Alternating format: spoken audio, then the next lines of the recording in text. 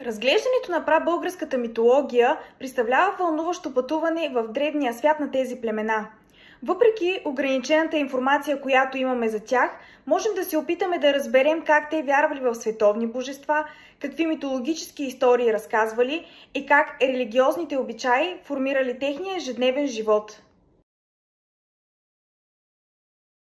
Нашите прадеди са го почитали по две имена – Тандра и Тара. Буквално неговото име означава гръм. Той се подвизава също под името Тентрихан, което се разбира като богът на синьото небе.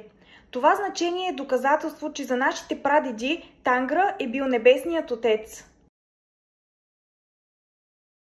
Почитан е като синът на слънцето и железният баща. Той е заповедник на водата и огъня. Представен е като конник юнак, въоръжен с сабя, но също така е обут в железни обуща и носи желязна брадва. Бог Хурса е изковал оръжието на Средните Алпи. Той е научил хората да добиват и обработват желязо. По своята същност, Бар съответства на хиндуисткия бог Шива. В гнева си той изпепелява всичко живо с поглед.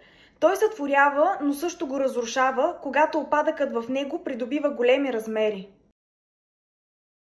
Името му означава победоносец. Баран също така е предводител на войните загинали в бой, които живеят в неговия рай на небето. Баран взима решения за битките на земята и дава на своите избраници знаци и поличби. Той изпратил своята вълшебна сърна, за да отгледа младия Витохол. Когато пораснал, станал велик хан и възродил българското царство.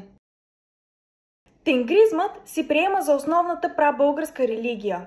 Той е тясно свързан с упражняването на редица тотемистки и шаманистки практики. Прабългарските тотеми били вълкът, кучето, тигърът и други. Името Тангра в превод означава небе, т.е. небето при тангристите бивало обожествявано. От изворите е известно, че сред прабългарите бил разпространен и култът към небесните светила – слънцето, луната и звездите. Капище. Така се наричали свещените места на прабългарите в предхристиянската епоха. Свещените места се делят на два вида – светилища и храмове. Светилищата са места на открито, където са разположени идоли на почитаните от местните родове божества, олтарни камъни и различни символи.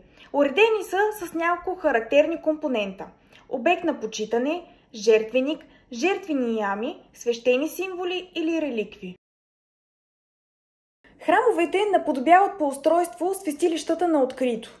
Представляват кръгли или правоъгълни дървени постройки, оградени с крепостни валове и ровове. Стените им са с богата дърворезба, изобразяващи сцени от митологията, божества и герои. Вътре в центъра на храма гори крада. Това е вечен огън, който е символ на безсмъртието на боговете и несекващата им сила.